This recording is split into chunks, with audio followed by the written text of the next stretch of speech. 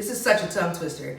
There are YouTube videos within YouTube Studio to teach you how to YouTube. That took me several tries.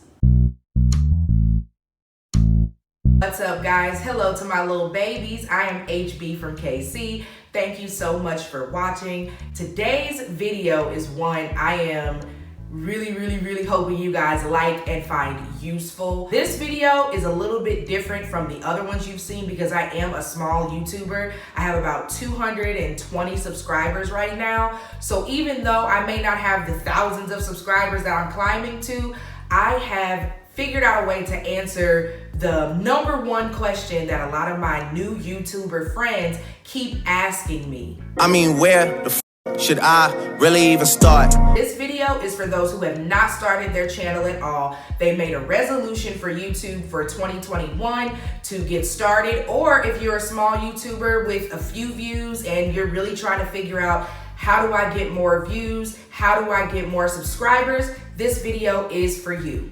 The significance of this video is everything I am going to tell you costs $0. If you have not started your YouTube, this is the video you want to watch before you buy something, before you purchase an expensive camera, before you even buy a ring light, before you do anything. Watch this video because it's going to teach you how to change your viewpoint and also the research that needs to take place before or even while you're starting your YouTube. All right, let's get started. These 10 ways are in no particular order, but my number one way is my number one way for a reason. So make sure you stick through the video so you can see all 10, and my number one really is the most important one. Number 10, study how to be a YouTuber. I hope that don't come off shady, but literally go to YouTube, type in how to be a YouTuber.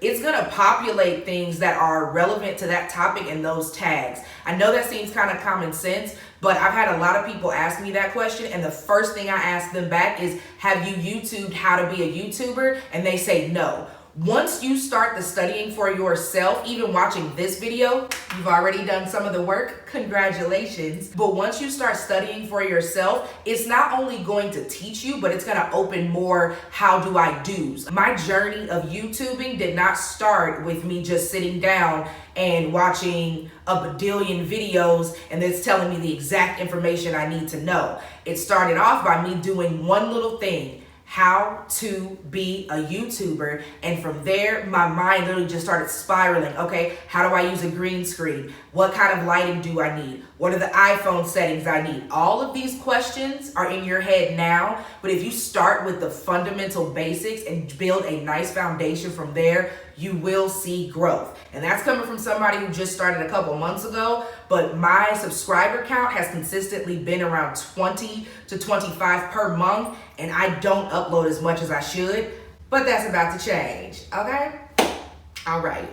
Number 9, research the storage on your uploading device as well as your recording device if it's different. There's a process to actually finishing the video. You record the video, correct? You edit the video, and then you upload the video. Recording the video is going to take up space because that's the raw footage on your phone. After you record the video, you import it into a editing system like iMovie. That is going to take up space because that is going to be a completely different video. In most cases, you will have to take the video out of iMovie and then upload it to YouTube. You can do it direct, but we're not going to talk about that today. Export the video from iMovie and put it into YouTube. Now you have two different videos sitting in your phone, your raw footage and your edited footage.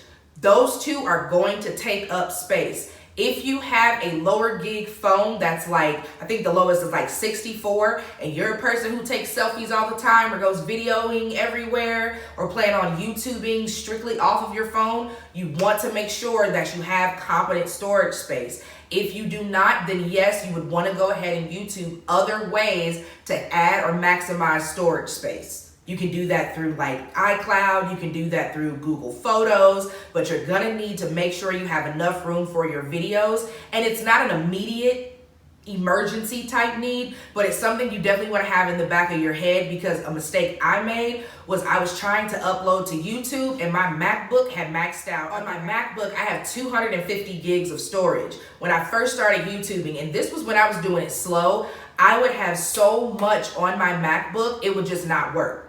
And then on top of that, iMovie stores those videos as well. So you have the raw footage that you shot, the exported file from iMovie that you uploaded to YouTube, and then a backup copy of it in iMovie, all sitting in your storage space, either on your iPhone or on your MacBook. Make sure you are in a place to either invest in storage space or buy an external. I don't have mine with me. It's somewhere around. Oh, it's on the table. I'm not getting it. Buy an external storage space, and you can find those on Amazon. But again, that is not a necessity for when you first start. That is something that you can think about and kind of jot down. Okay, in the future, I'll need to look at this as well. If your storage space gets too full, it can stop recording. It can slow down your uploading to YouTube from whatever device you use immensely. And it's also just gonna clog your phone to the point it won't back up on iCloud. It's too much. Just listen to me, little baby. Just listen to me. Number 8, study those in your niche. What is your niche? Is it niche? Is it niche? Your niche is the topic or the type of content that you want to upload. So for me, I'm a vlogger. I have a lot of different topics that I may want to talk about, but specifically, it's more personal and lifestyle than anything. If you do hair, if you do makeup, if you are a book writer, if you are a screenwriter like me, whatever your topic is, study those people in your niche. The people that are in my niche that I study are Kelly Stamps, because she's a vlogger who blew up overnight. T Noir is also a vlogger who blew up overnight, but she was also a TikTok sensation. Maya Galore, who is a makeup artist, and she's a makeup channel, and she does a lot of get ready with me and makeup stuff, and I'm new to makeup, so I love watching her. And I also get insight as to how to have a really just polished and clean YouTube channel. And then Jackie Ina, which we know is the GOAT of makeup on YouTube and Instagram. She is amazing. Her perseverance, her story is awesome. She's more so for inspiration, but she's also, I feel, in my niche because she is a vlogger. Number 7, vidIQ. vidIQ is a tool that you can use to audit your own channel once videos have posted. It also recommends tags and keywords for your videos to help optimize them. And it is a Google Chrome extension. YouTube is just like Google, only the most relevant videos pop up at the top, and people only usually watch things on the first page. vidIQ Chrome extension helps you analyze the things on the first page in your niche so you can emulate their strategies in your own way to be just as successful. Once you've added the Chrome extension to vidIQ, it will then prompt you to log into your YouTube channel, and it will add the Chrome extension to your actual YouTube layout. So a few things that are going to look different are the vidIQ emblems that are here. When you click on the arrow, a drop down will happen of an overview and the optimization of the actual video. Now, when you're just starting out, a lot of this looks overwhelming. The main 2 things I would say to look at when you're studying are video tags and channel tags. Those 2 things are how your videos will be classified, categorized, and identified on YouTube.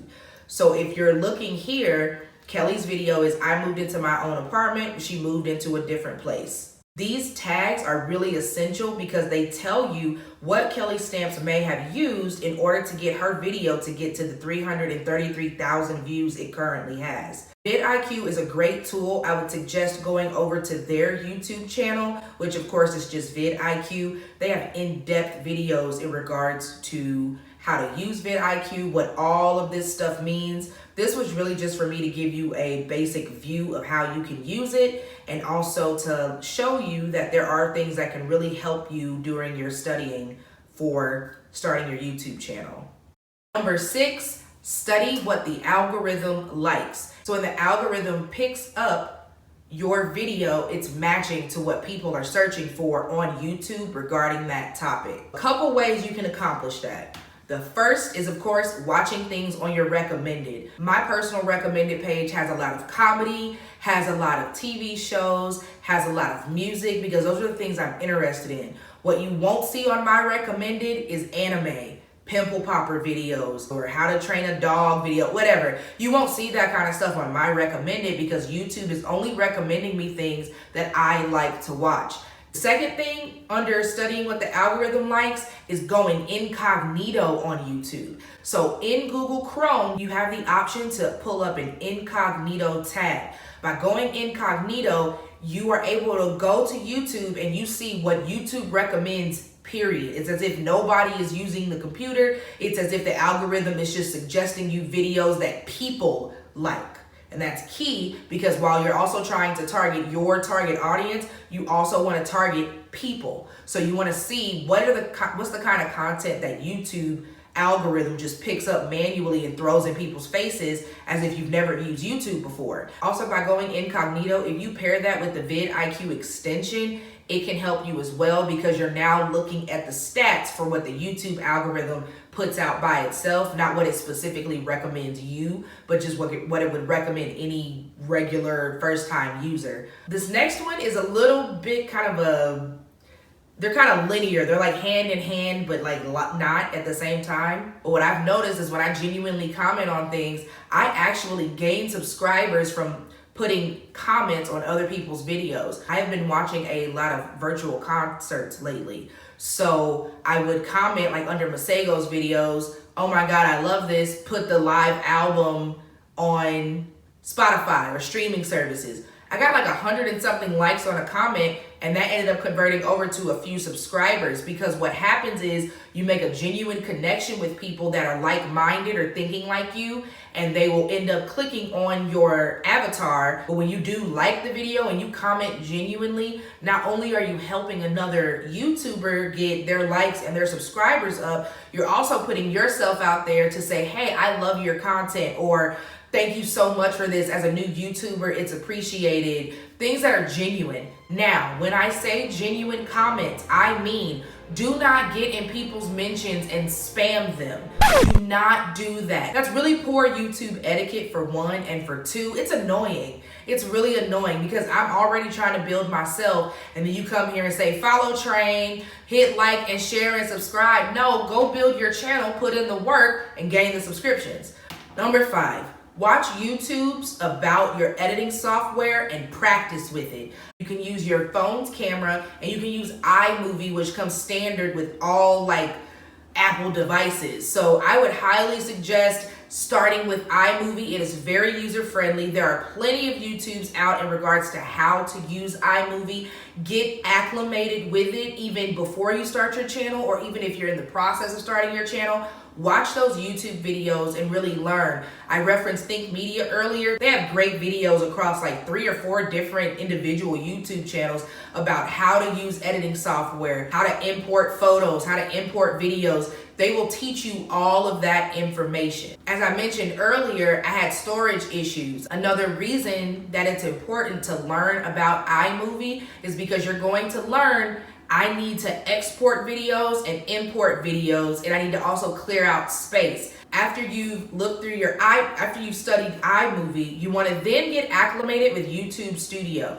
YouTube Studio is dope. It's the backstage of YouTube. It's where the actual production of your video happens. So once you've edited your video and you upload it into YouTube, it goes into YouTube Studio. There are plenty of videos to teach you about YouTube Studio as well. I highly recommend getting acclimated with YouTube Studio because it's going to be where you find the great features that you see on a lot of other people's YouTube channel. As you can see, like down in this corner, I have a red subscribe button. If you haven't hit that yet, go ahead and press that for me, please.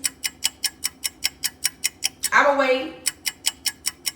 Great, thanks. I actually found that feature for my subscribe button within YouTube Studio. There are YouTube videos in YouTube Studio to teach you how to use, this is such a tongue twister.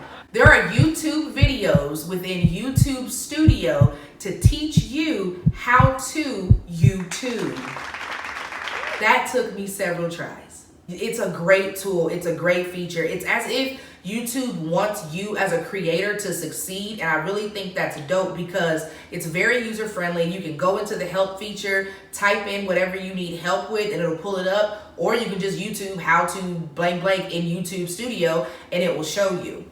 Another feature I like is the fact that it shows your stats and analytics of videos down to like what gender is watching what video. It teaches you about monetization for when you get the 4,000 hours and 1,000 subscribers you need in order to monetize. If you didn't know that, head to YouTube Studio. It's going to teach you all you need to know about the extras and the kind of fancy things and the inner workings of how YouTube works when you're actually producing content. It also teaches you how to use and add end screens. So when you're recording footage, you add a little bit extra just to say, hey guys, watch this video, or here's some more videos for you to watch. And it'll teach you how to import that and put those videos on top so users can look at your content even more. Number 3, learn Canva. Now, I am very, very, very partial to Canva because 1, it is absolutely free. The benefits of Canva are honestly endless because the creativity is endless.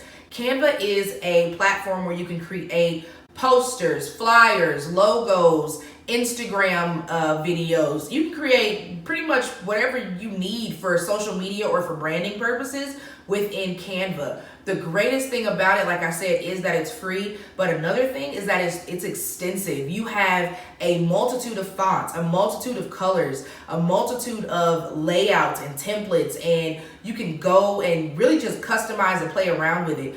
Learning Canva is going to give you a little bit of an edge over other people in your niche because for some reason, a lot of people don't know about it, which is shocking because it's fire. Yeah, a lot of people don't utilize or know about Canva. Use Canva. If you choose to pay for it, it is $13. But again, for the purposes of this video, the basic plan is good enough. It is $0.00. Number 2, step up your social media game. This is something I feel like people really do sleep on when it comes to YouTubing. I have a friend who's been YouTubing for about a year and they're at 130 something subscribers. And I was letting them know, even though I'm a small YouTuber, I've seen their work and their channel and it's great. It really is great. But for some reason, they're just not converting people over. A massive reason for that, in my opinion, is because they're not utilizing their social media.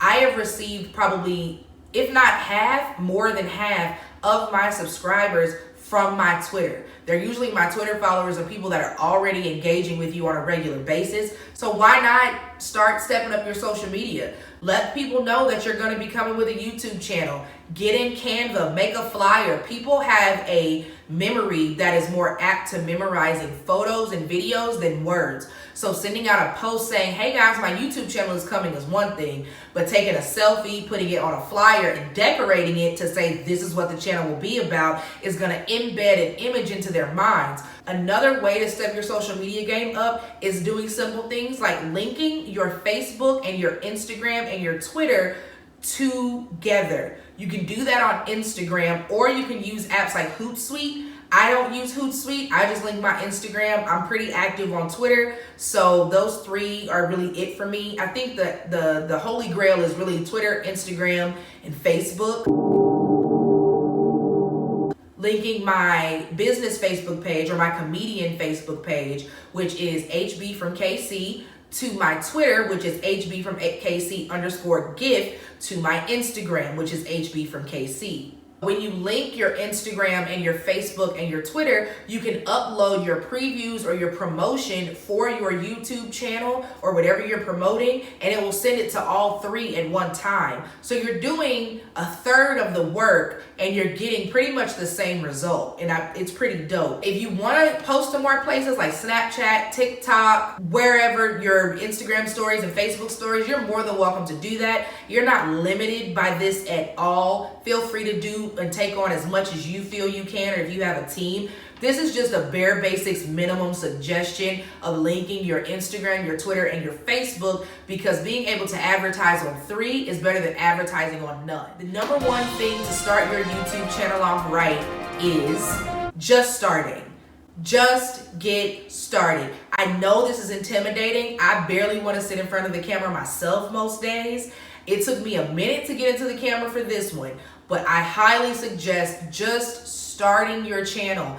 If you have a phone, if you have a device, you can start. You don't need all the bells and whistles in order for you to start your channel. For me, I had my phone when I first started, and I have my MacBook. I didn't really have lighting. I still low-key kind of don't have the greatest lighting.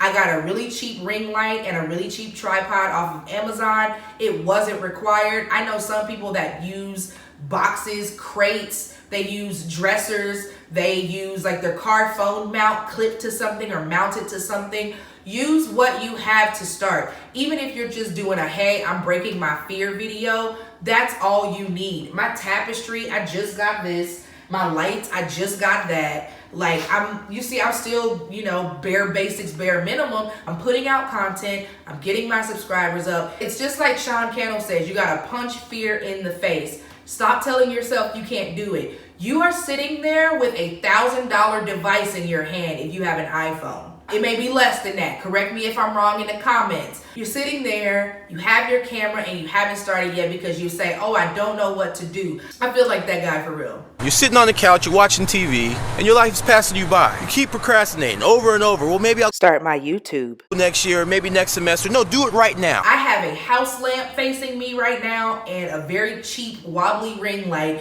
and I'm just getting started. I am excited for my journey. I know I can go far, and I'm really proud of myself for just starting, because anxiety will tell you that you need all these bells and whistles in order to compete. And the secret is you don't. You're looking on YouTube at Jackie Ina and Maya Galore and Kelly Stamps as these people who have always had it. But when you go back to their first videos, and Jackie will roast herself, it was not of good quality. She did not have great makeup on. She was not doing great videos. She had to grow to that place.